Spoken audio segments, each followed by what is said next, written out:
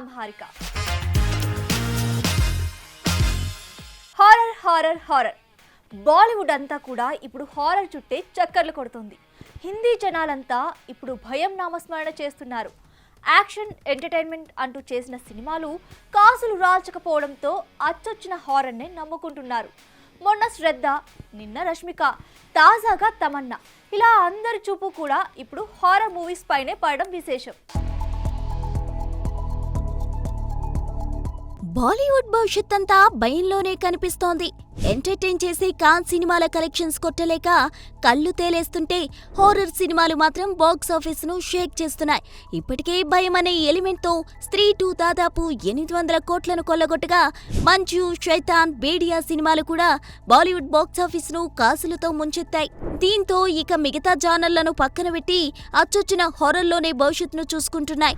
ఈ క్రమంలో ఇప్పటికే రష్మిక, ఆయుష్మాన్ ఖురానాలతో తామా అంటూ హారర్ థ్రిల్లర్ కు శ్రీకారం చుట్టాడు ఆదిత్య సర్పోత్తార్.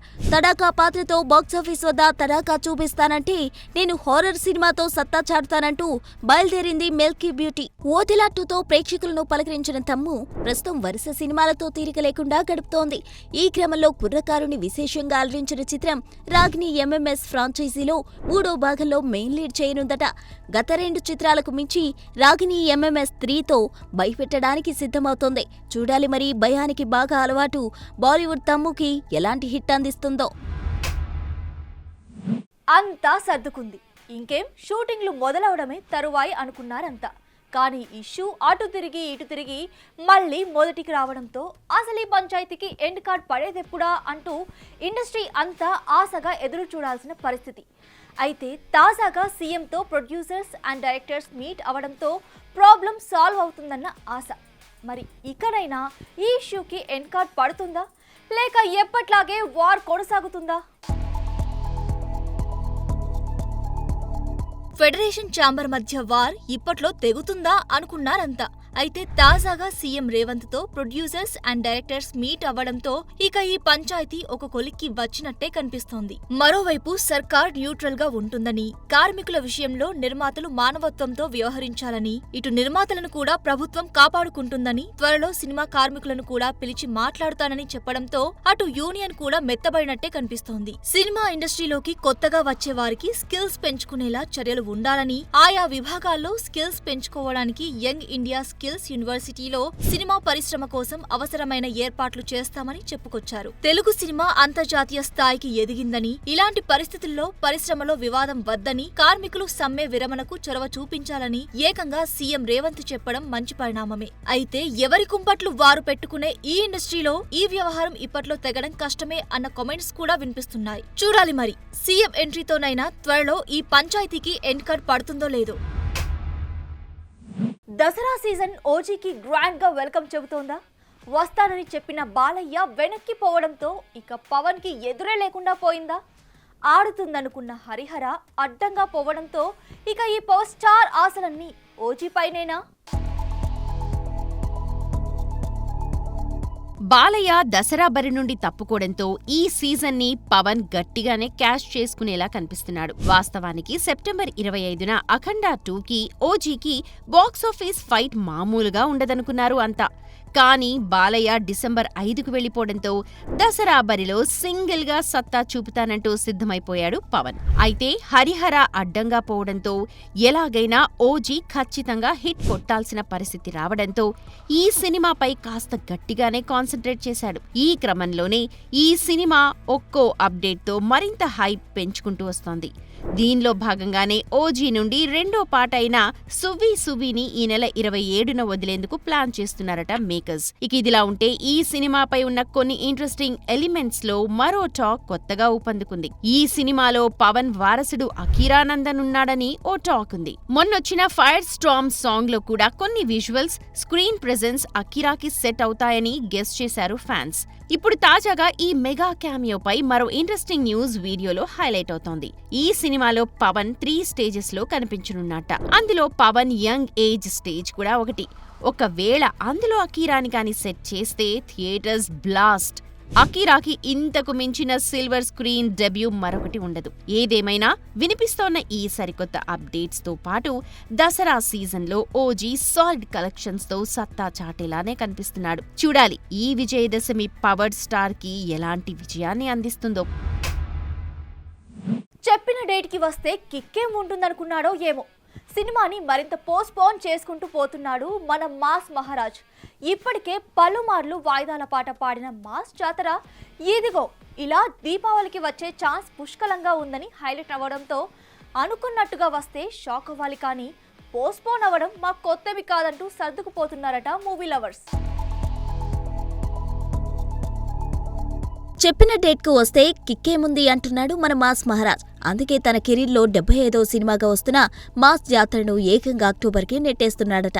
వాస్తవానికి ఈ సినిమా వినాయక చవితి కానుకగా ఆగస్టు 27 రావాల్సి ఉన్నప్పటికీ యూనియన్ స్ట్రైక్లతో సాంగ్ కంప్లీట్ కాకపోవడంతో సినిమా పోస్ట్పోన్ అయినట్టు టాక్. ఇక డాన్సింగ్ క్వీన్ శ్రీలీల హీరోగా నటిస్తున్న ఈ సినిమాకు భాను భోగవరపు దర్శకత్వం వహిస్తుండగా సితారా ఎంటర్టైన్మెంట్స్ మరియు ఫార్చ్యూన్ 4 సినిమాస్ కలిసి నిర్మిస్తున్నాయి. అయితే ఈ నెల 27 మిస్ అయితే వచ్చే నెల 12కు ప్లాన్ చేశారట మేకర్స్. కానీ లేటెస్ట్ అప్డేట్ ప్రకారం దీపావళి బరిలో దిగడమే కరెక్ట్ అని ఏకంగా అక్టోబర్కు వాయిదా వేసే ఛాన్సులు పుష్కలంగా కనిపిస్తున్నాయి. దీంతో అయినా చెప్పిన డేటుకు వస్తే షాక్ అవ్వాలి, కానీ ఇలా పోస్ట్పోన్ అయితే కాదన్న కామెంట్లు కాస్త గట్టిగానే వినిపిస్తున్నాయి. దుబాయ్లో ఏటా జరుగుతున్న గామా అవార్డ్స్ ని ఈసారి మరింత ఎంటర్టైనింగ్ గా ప్లాన్ చేస్తున్నారట ఆర్గనైజర్స్.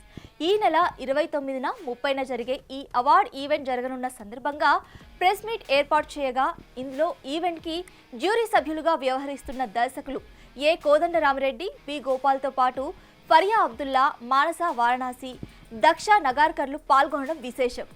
ఎక్కువ ఏమనండి, I'm just really excited. It's my first time at GAMA and perform చేయబోతున్నాను.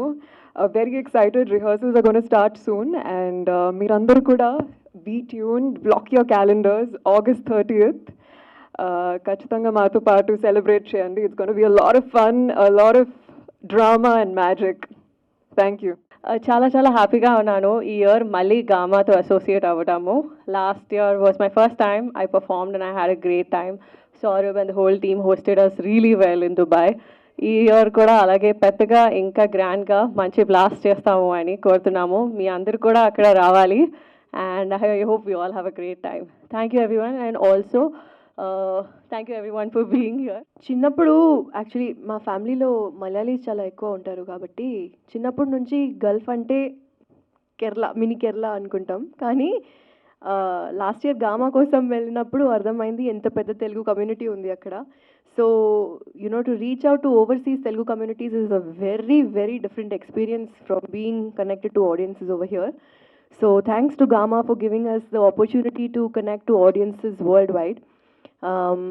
Chala special Anandam, oka special space you have created for us, and last time was a wonderful experience.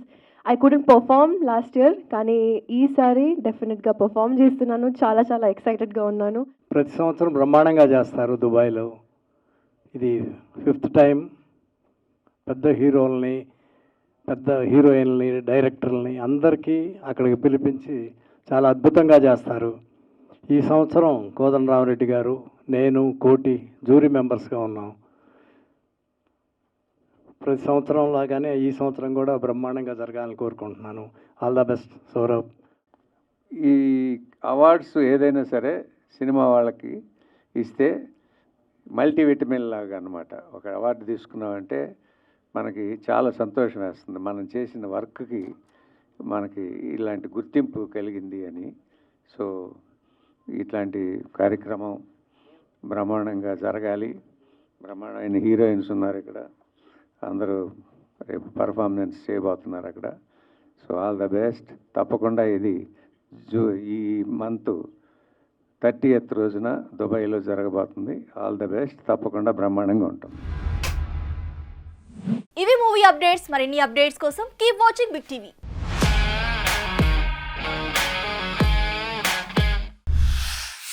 Anchors wardrobe courtesy Shoppers stop.